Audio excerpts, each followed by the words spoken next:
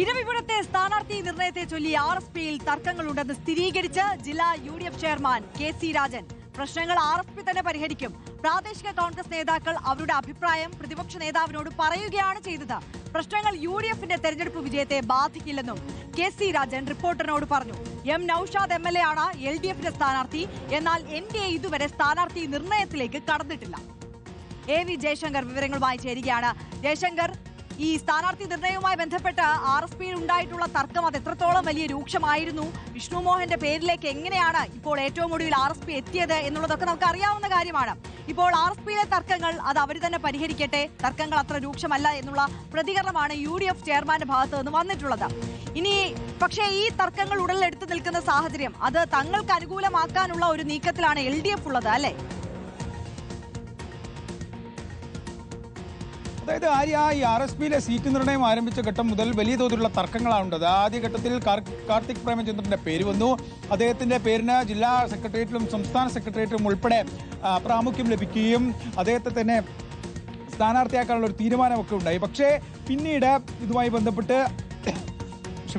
ബന്ധപ്പെട്ട് വലിയ തോതിലുള്ള തർക്കങ്ങൾ RSPയിൽ ഉണ്ടായി. മറ്റ് സ്ഥാനാർത്ഥികളുടെ പേരുകൾ വന്നു.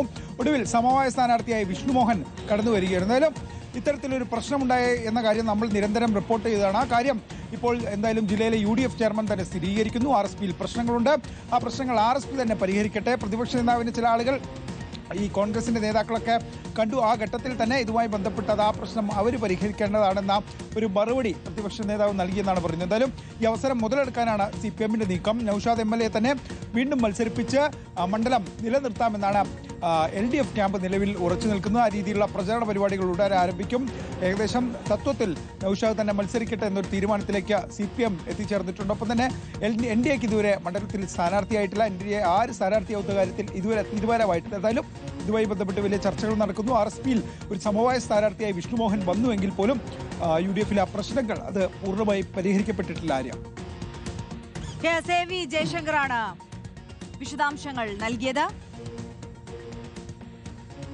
ഇരവിപുരത്ത് RSPയിൽ സീറ്റിനെ ചൊല്ലി തർക്കങ്ങൾ ഉണ്ടെന്ന് സ്ഥിരീകരിക്കുകയാണ് UDF ജില്ലാ ചെയർമാൻ തന്നെ. എന്നാൽ ആ തർക്കങ്ങൾ അവർ തന്നെ പരിഹരിക്കും, അത് UDFന്റെ വിജയത്തെ ബാധിക്കുകയില്ല എന്നുകൂടി അദ്ദേഹം പ്രതികരിച്ചിരിക്കുകയാണ്. എന്നാൽ ഈ പടലപ്പിണക്കത്തിന്റെ സാഹചര്യം തങ്ങൾക്ക് അനുകൂലമാക്കാനുള്ള നീക്കത്തിലാണ് LDF ഉള്ളത്. AV ജയശങ്കറാണ് വിശദാംശങ്ങളുമായി ചേർന്നത്.